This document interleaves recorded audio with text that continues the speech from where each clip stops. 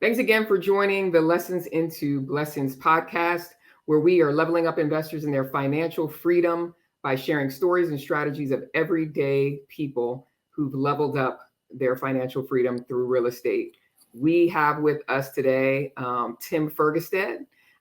He is a PhD, former neuroscientist that studied disease in the genetics department at the University of Wisconsin.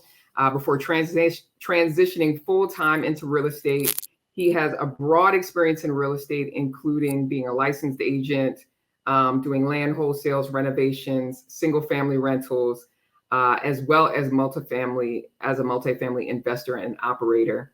He owns interests as a general partner and as a limited partner in over 2,000 units of multifamily real estate. And he now lives in Arizona with his wife and 2 kids. So if you would give a warm welcome with me to introduce Tim Fergestad. Hey. Hey. The Lessons into Blessings family over here. Nice. All right. Thank you. Thanks for having me. No worries. So, I mean, right off the bat, you have the PhD neuroscience. That's like, how do you go from PhD to multifamily? Well, I've always liked real estate and stuff, but it was quite the shift. A lot of the skill sets didn't carry over, that's for sure. But some do, right? Managing teams and things like that. Particularly when you get into running your own business and you wear a lot of hats, right? Yeah, no, understood. So what was your kind of entry point as a just doing your day-to-day PhD job and then kind of just saying, okay, let me start scratching this itch I have for real estate? Where did that kind of begin? Well, my wife became the breadwinner, and I sort of, when we moved to Arizona, and this was 2007-ish, and there were hiring freezes even. I mean, funding was bad, the economy was bad and stuff. So we decided to slip into Mr. Mom role and stay-at-home dad scenario. And I wrapped up research for a year or two. I went out and taught at Cold Spring Harbor a little bit, and I tried to finish up some papers and research. But getting grants and funding was tough. So I just figured, all right, we'll wait it out and see what happens. And ultimately, I got my own license, and I wanted to start flipping and holding some duplexes and fourplexes. Yeah, no, that's good stuff. You probably chose a right time to, I mean, if you got past the 2007-8 time period, shortly thereafter, right time to kind of jump in and pick up properties that were pretty depressed. So for sure. And I wish I would have been more aggressive locally here, for example, in Phoenix, because I ultimately ended up, I wasn't kind of like now. The numbers are easier to work in other markets, so that's kind of what I did. I got single family rentals in other states and so forth that you can get better rents for the purchase price. No, understood. So what kind of led you down and we're going to talk a lot about your limited partner experience, because I think you have a really good, diverse projects, diverse experience in investing in many different deals. Sure. And how did you stumble upon that, just as far as, finding out about syndication, which is syndication could be many things, and maybe you can explain that, but there's many types of deals you can syndicate. Sure. How did you go down that path? Well, I guess I didn't know it was a path for a long time, which is a big part of the problem, I think, really, is that a lot of people don't know that it's even an option. Yeah. Most people, I think, like myself, thought, well, you want to do some real estate investment, you need to buy a house, flip a house, be a landlord, things like that, which I was up for. so that's kind of what I did. Yeah. I did some of that, and I started to realize that this was not the best use of my time, and it's a job, right? As soon as you stop doing it, being a landlord can be a job. Depends on if you get really good tenants and good screening in the first place and so forth. Absolutely. That helps a lot, but still circumstances are out of your control. Let me switch back to sort of just looking at my investments, right? I was sort of like, we were a little bit older. We had some retirement savings built up, and I was looking at a lot of those investments and realized that the bulk of what was in there was what we put in there, right? Yeah. It would get returns, but then it would, I think it's a quote, the founder of Vanguard, John Bogle, he has a line that says, the miracle of compounding gains is destroyed by the tyranny of compounding costs. And so, the market would be doing good, but we were still making like 3 or 4% just because of all the fees and all that sort of stuff that just eat away. And so then I became a little more open-minded to alternative assets, right? And so the first time I got the experience as an LP is somebody at a party here in Arizona said that's what he did, and so I asked him, and I ended up doing a trial, like a $50,000 investment, try it out, see what I thought of it. There's a lot to learn, right? To dip your toe in that water was scary because you're taught early on that real estate's risky, things like that, and now I know that it's like the opposite is true. It's an asset. It's a tangible item, whereas the markets and stuff you have no control over. They can go up and down, and Russia can invade the Ukraine, and my American company loses half its value. Right. So tapping a little bit on that, just as a limited partner, and jumping in. Hey, first part, it was a friend, so you're like, okay, I'm acquaintance. An acquaintance. Oh, okay, even different, right? So how do you go from like, whoa, okay, like that's a lot of money for me to put down. And, how did you overcome that hurdle of fear? How were you able to kind of go into that first investment? What are some of the things that you may have done, at least to jump in? Sure. Well, a lot of it is education, right? I think any therapist would tell you, right, is exposure is the best treatment for being afraid of something. Right. So the more you learn about it, and then that helped a lot for me. I asked a lot of questions. It was, I guess, originally, what happens with a real estate, right? What's maybe the worst case scenario? Is it burns down, it gets destroyed or something. Right. But they're required to, and just like any smart homeowner would do, you have insurance, right, which covers that and stuff. So you start thinking about that compared to the market and the pros, and you start weighing it with other asset classes, is what I did anyway, and started to realize that it was less risk than the market, and I had more control over it. It was following a business plan, right? It wasn't speculation, which frankly is, I'm not an expert in the stock market, and I know enough to appreciate it. Exactly. But I also know I don't know a lot of the nuances. It's the market right now is very overcorrelated, like I was saying before. China goes into lockdown, and dairy production over here goes down. It just doesn't make sense. That things are that connected now. So you made this kind of somewhat of a leap of faith. You did a lot of education. You asked a lot of questions, which is obviously the right thing to do. And you pulled your first LP deal. How did that go, and then transition you into just kind of doing more deals? Right. Well, when it really snowballed for me was when I realized I could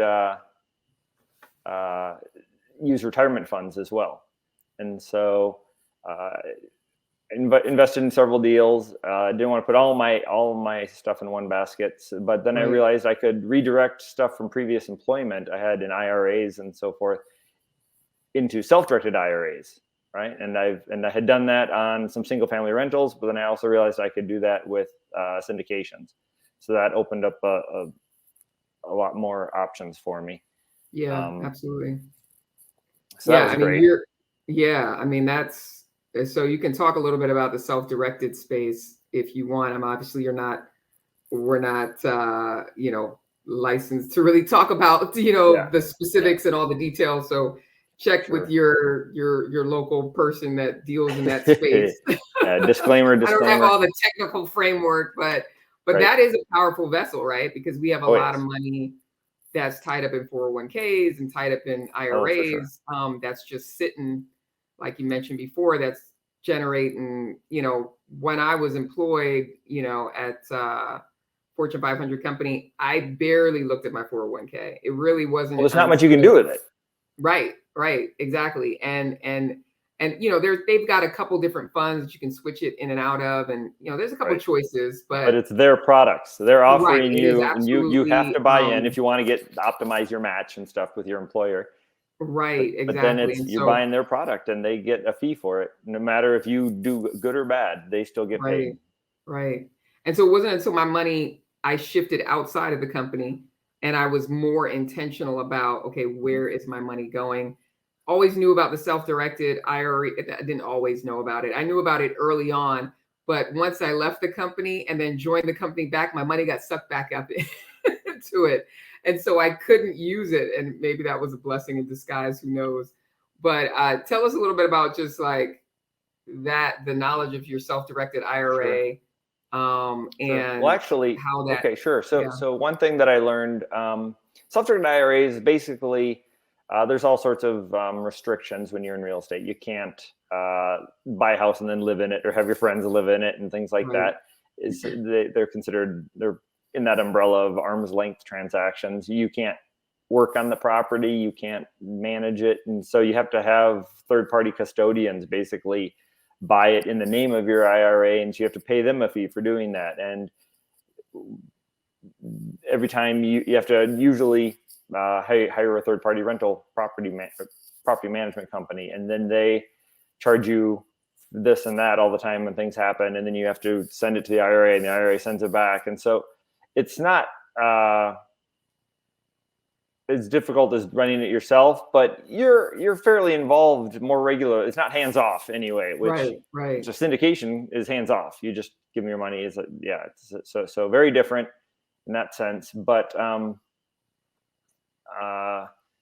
one thing I learned, so when you're leveraging retirement funds, you have to pay tax on the amount of leverage, meaning I bought some single family rentals, and I bought them outright. I didn't have any financing involved. So it's all tax free still. All the rents come in, and any appreciation I get, I can sell it later, and all of that comes back tax free.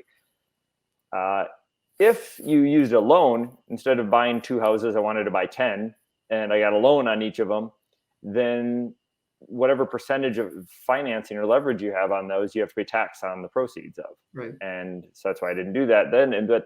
So in a syndication, if you want to invest in a self-directed IRA into a syndication, and yes, I'm not an attorney or a tax CPA or whatever, but the rulings work the same way in the syndication. If there's leverage involved, which in the syndication there typically is, let's say the investors put in 30% of the capital to buy the property, and then you got a loan from the bank for the remaining 70%. You get your capital back, and then let's say you made another $100,000 off of that sale, right? Boom, that's great. But now you have to pay tax on 70% of it, because 70% of it was financed. Gotcha. The property. If you use a solo 401k or some other qualified retirement plans, you don't. So that's what I did. So when I realized that, I was like, oh, well, if I'm going to put these in syndications, I'm going to move my self-directed IRA into solo 401ks. And you just have to set that up. It worked out well for me because I had a couple of different side businesses I could use for that. But so you avoid that part of it's UBIT, unrelated business income tax. It's called unrelated debt financing income, UDFI. And it's just a rule, and you just got to know how to play the game. Like a lot of the tax stuff, it's just understanding the game. Yeah, and I'll probably have someone in that space come on the show, because I think that's such a, it's if people are at a respectable company, they have some sort of a plan that they invest into. And I know I've borrowed off of my 401 to buy deals, and then I paid myself back. So there's so many different strategies you can use there. And then you've obviously got the self-directed IRA. So I think, I'll probably have an offline another session on just that, bring somebody in for that. Cause I think that's such a powerful tool. Yeah. And somebody, well, they call it infinite banking or all sorts of silly terms, but like using a whole life policy. I also have that, right? So instead of putting it in, Lord forbid, a money market savings account or something, but instead of now, okay, I'm on a tangent here. It's okay. Good. But like Dave Ramsey or other people will tell you, don't buy life insurance, right? You rent it, right? You get term life insurance for when you need it, and it's way cheaper, and then invest the rest. But you reach a certain point and it starts to make sense, and it depends on your situation. Yeah. And for me, it did. And so you have a family and kids, and you can all of it grows within it tax-free, which again is awesome. So it's another vehicle, and it has its purposes. But you can also take out your money when you want it from that and pay yourself back again, right? And so I've done that as well. People do that with real estate investments all the time. They want a down payment, they want to do something, they take some money out of their whole life, they use it, that becomes their own bank, right? They have this big savings growing in their life. Exactly. No, that's good stuff. Yeah, no, there's that's another strategy. I've heard of it. I haven't really dabbled in the kind of infinite banking, but I've heard of it. But I mean, there's, and that's kind of the purpose of Lessons in the Blessings podcast, is just really understanding the strategies that everyday people have used, right? Like people just don't know what they don't know. And so once you kind of have exposure to some of the tools that are available, you're now able to kind of be dangerous, right? For sure.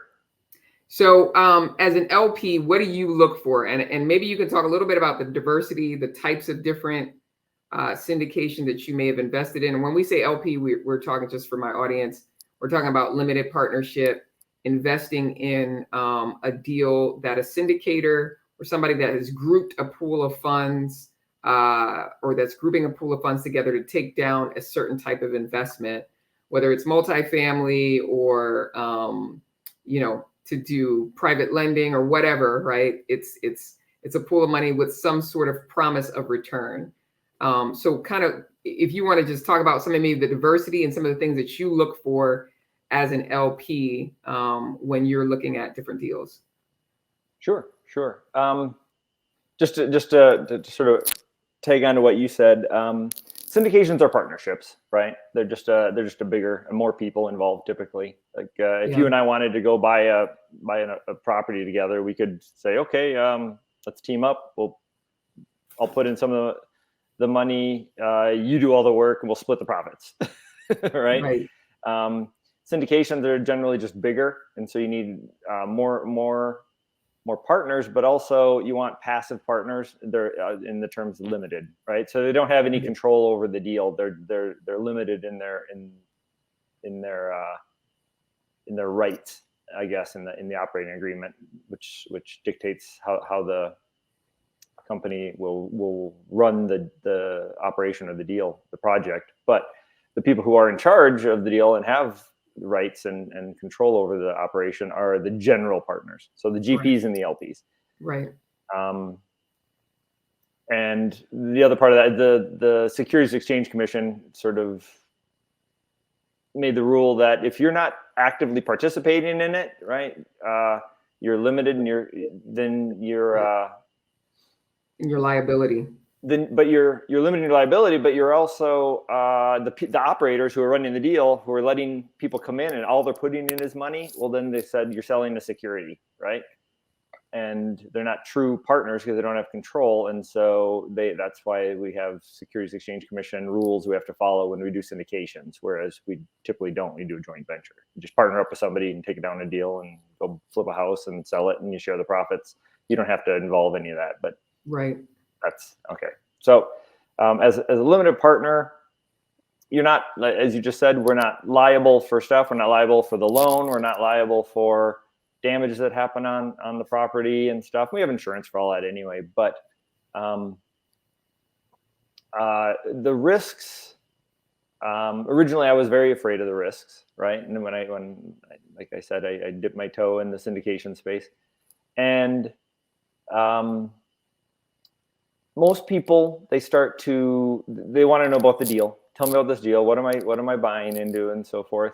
And once they understand that, and maybe the business plan and so forth, well, how many stories is it, right? What do the units look like and stuff? And then you take a little bit bigger picture, step back, and you say, well, what's the market look like, right? What's this neighborhood, the submarket, and what makes this a good spot? What sort of things are happening in time right now in that market that make this a good opportunity? And then you start thinking, okay, and then you back up again, and you go, well, who's going to actually be running the deal, and so forth. That's actually reversed from what I would do now, and what I think most people should do is you should vet the operators first and the most, and then the market, and then lastly the actual property, because good operators can make a bad property great, and bad operators can ruin a good property, right? It's that simple. True story. But the market is still very important, right? You can have a great property and great operators, but if the market tanks, right? If there was just everyone was there because the jobs from the military base, and the military base gets axed, and then everybody leaves, and you're stuck, right? So yeah, exactly. But a good operator won't be in a bad market and won't get a bad property. So they're way more important. It's to vet the operators first. So how do you vet the operators? So you talked about kind of 3 areas: the operator, the market, and the numbers, essentially. What starting with the operator, kind of what's your process for vetting the operator? Right.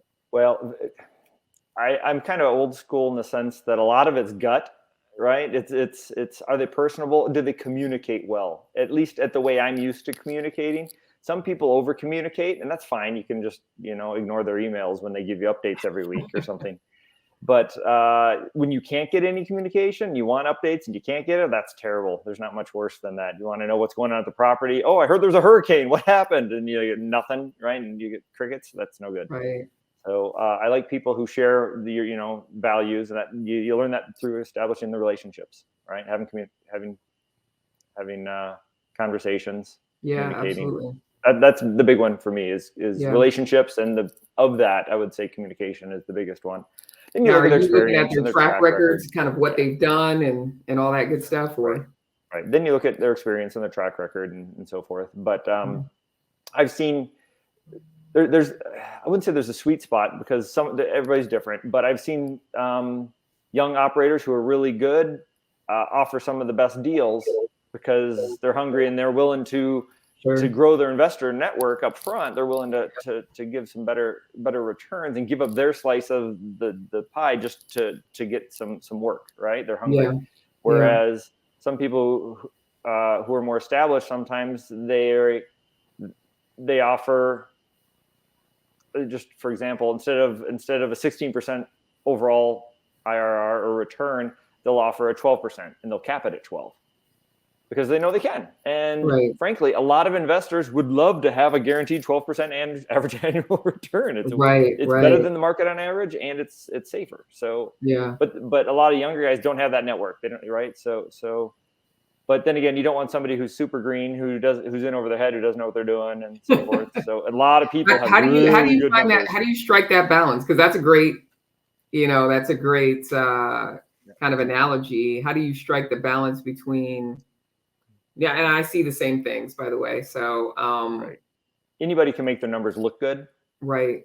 You just change the cap rate. That's the number one easiest variable. You just say, oh well, the market's going great. This is going to be in big time demand, and so you start to learn how they stress test things.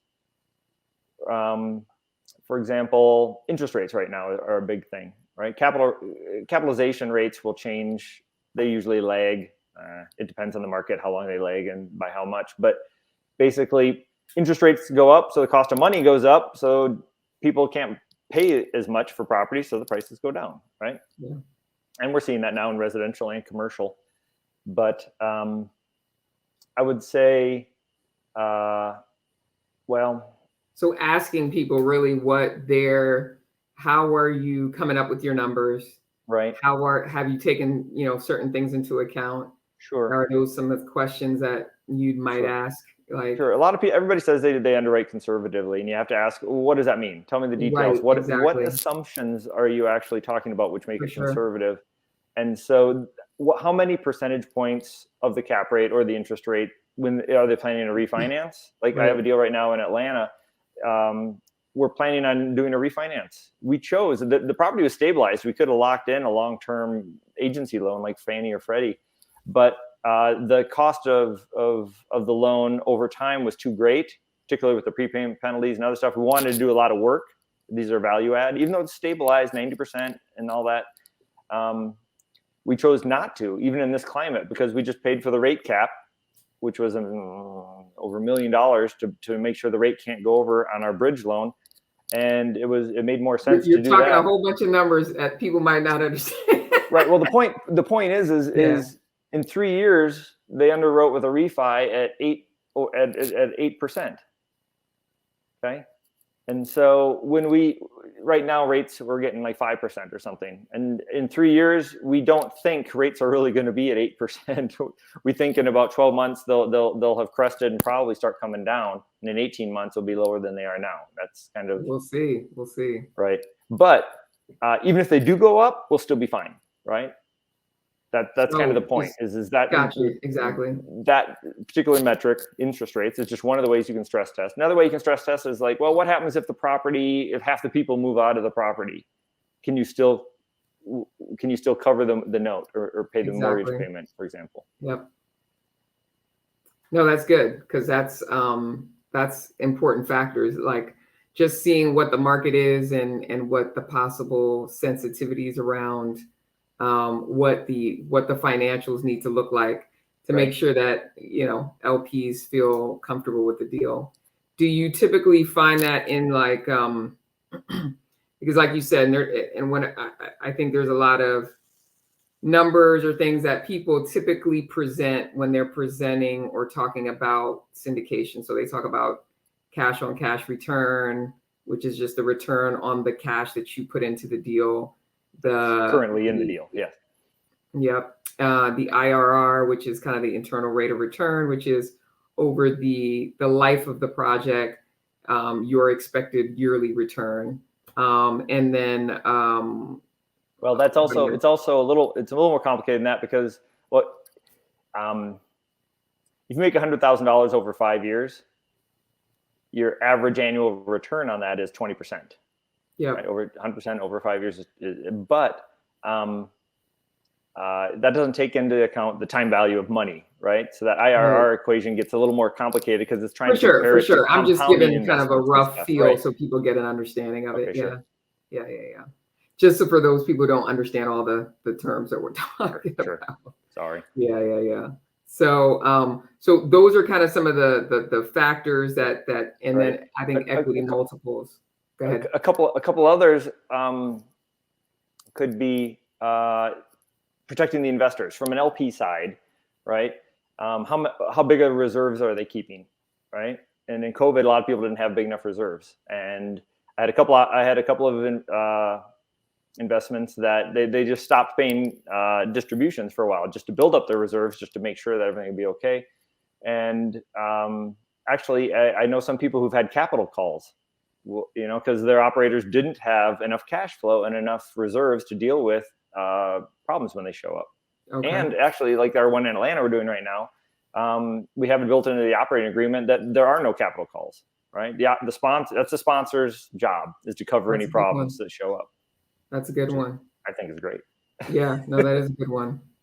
And hopefully, so looking at what the and so capital reserves is usually just money that's set aside for any type of, if there's major capital improvements that need to happen on the property, how much in reserve are they putting into that? What do you think are some of the main things a new investor that's getting into today's market should be looking for? Just with all the things that you've learned, right? It's lessons into blessings. So we're always really talking about there. I'm sure there's multiple lessons you've learned over investing in, and that's kind of why you've been able to really hone in on, you know what, this is something that I'd ask for the next time. This is something that I'd ask for the next time.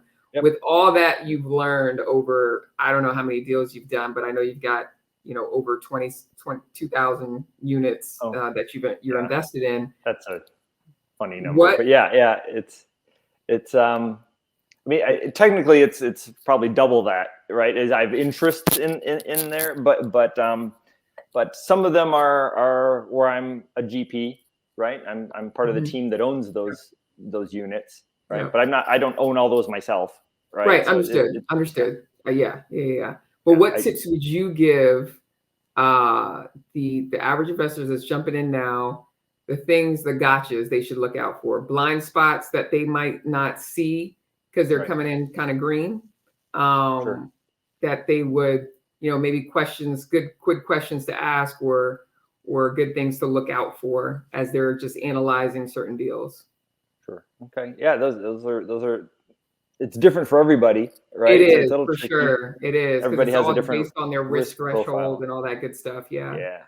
Yeah. So, what are your goals? These are the conversations I have with investors a lot. Are they in growth phase? Are they just trying to make as much money as possible over 5 years, or do they want cash distributions to live off of, right? Yeah.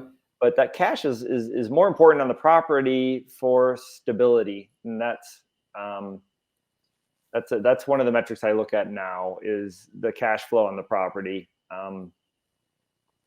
Developments don't have that, right? And so they're riskier. If things come up, you have to pay all the holding costs. If your permits get delayed and the construction supplies go down, there's more risk associated with that. The more work you have to do, development is the most work, right? And then there's different degrees of value add. You can do a heavy lift or just go in and do minor stuff, cosmetic stuff, and has less risk, but often less reward. And that's kind of the game. Depends on where you're at.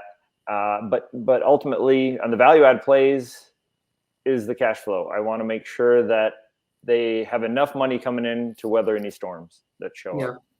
That's really the biggest one, because the only time you run into trouble in real estate is when you sell when you don't want to.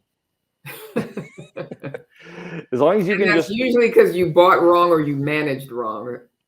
Is that a safe statement? Yeah, you're right. Or your variable rate loan went up like it did this year, and all of a sudden you're in trouble, and you didn't.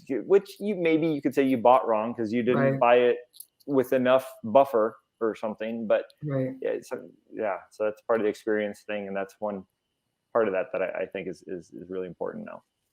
That's good stuff.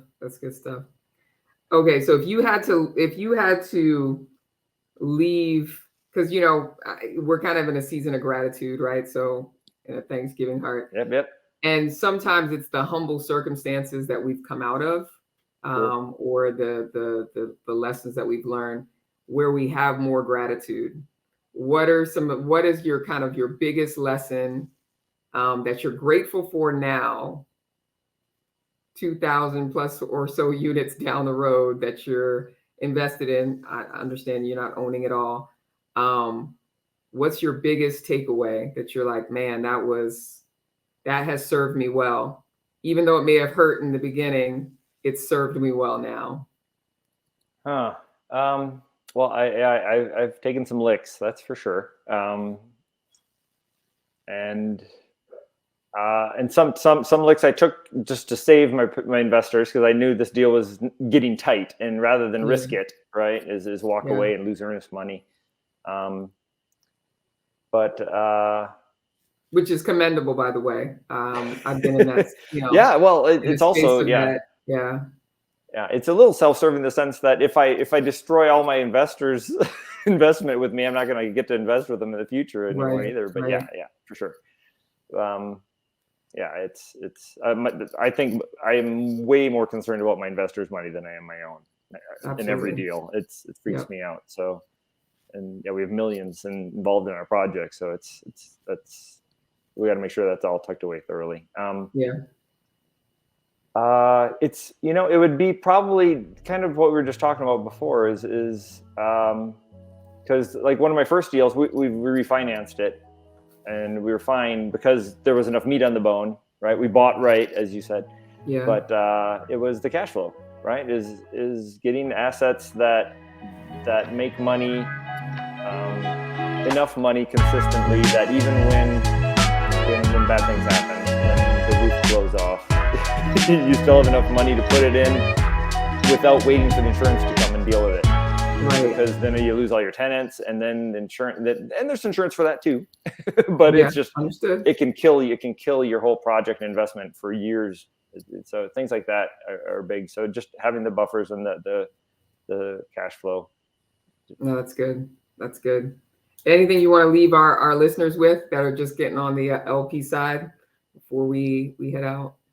I'm a big fan of just education. Invest in yourself first, I guess. Yeah. That's real. Yeah. What's your favorite podcast? Yeah, this is it, right? Listen to this podcast. There's a ton of great stuff online. Yeah. If you want it maybe filtered a little bit more, if you want more structure and stuff, there's gurus out there with their programs and stuff. I've done a few of those over time. Yeah. In different fields and so forth, but stay in your lane. Maybe that's another one too. That's a good one. That's a very good one. I get shiny object syndrome too. For sure. I'm like, oh, self-storage. We all have the ability to do that. That's always a possibility, and it's easy to do. So, yeah. I mean, how do you keep your blinders on to say, oh, I just need to stay focused on this? Well, fortunately nowadays it's just I'm so busy with what I'm doing. I don't have time to get distracted. But it's part of the education process too, is figuring out you could be doing something awesome, but just be in the wrong market for it. Yeah. Right. I like that. I like to find your lane, because I tell people all the time, I mean, there's a million ways to jump into real estate. There's a million ways to jump into syndication, right? Right. And there's so many different segments of that. And so really just doing enough research to find, hey, this is a niche. I feel called to this. And whether it's you're listening to someone else share their story, kind of like you did, where you had a syndicator was telling you about what he was doing. It was like, yeah, I think this could be something for me. And sometimes it's a little trial and error is what I believe. You jump in and you say, oh, I liked this part of it, but I would tweak these things. Right. Sure. So, I mean, you don't know what you like or what you're good at until you do it. Right. Yep. Exactly. I know a lot of people who I'm a geek. I'm a scientist. I have my spreadsheets and all this stuff. And everybody's like, oh, you should do underwriting. And so I did a bunch of underwriting and learned when you need to sort of know the numbers when you're in the field and stuff. Absolutely. But I didn't like doing it all day. Yeah. It wasn't just because I can do it doesn't mean I want to. Exactly. No, absolutely. And property management and being a landlord. It's kind of fun at first. And then after a while, like, okay, enough of this. I'm going to farm this. Which out. I loved it for a long time. I think I'm getting a little weary. I still manage pretty much most of my properties and then others. So I definitely understand that. But I think once people start, don't be afraid to kind of jump in somewhere. I think you're kind of wiggle your toe in the water and test it small, and then kind of go from there. And they'll be like you, over 2,000 plus units invested in. And I think the beauty about LP is that you could say you could say over 2,000 doors or 4,000 or whatever number we put out there, but you're able to partner with others to be able to do bigger deals, right? And to be able to get better returns because you're partnering with other people to take down deals. And that's to me, that's a great benefit of being an LP, because there's a lot of things, and it's not every LP deal, but there's a lot of LP deals where you have the ability to make better returns than you would make just on your own with less headache. Right. That's why I have one single family rental left. I realized I was making better returns passively, and the syndications are truly passive compared to I'm gonna have a single family rental. It's like, no, you still have to deal with it. Right. When things happen. But anyway, so they were getting better returns and were easier. So it was less headaches. So I started doing more of those until I realized I'm going to actively do these as well as passive. And I'll always do passive investments for sure. Right. Right. Yeah. That's good. I like doing it though. I love doing this stuff and I love sharing and talking to people about it. So that fits nicely, but I'll switch at some point. From the LP side, I'm still in growth phase. I invest in developments. I invest in a variety of different things, but at some point I'll shift into just the more of the cash on cash stuff where I just want my distributions, and that'll be my favorite retirement plan. Right. Is to just be getting cash back, spinning off all my investments. Cool. Well, looking forward to the day when that is a possibility. But so then they can find you at oakstreetassets.com. Yep. If anybody wants to reach out. Or Facebook or LinkedIn. I'm not on TikTok yet. My daughter is, but I'm not there yet. Hey, it's all good. Neither am I, and no desire to be. I don't have a dance or nothing. I don't know. Sorry. Thanks. But I am on LinkedIn. Yeah, no, I appreciate the time. I appreciate the little tidbits of knowledge. Until next time, stay blessed. Thank you.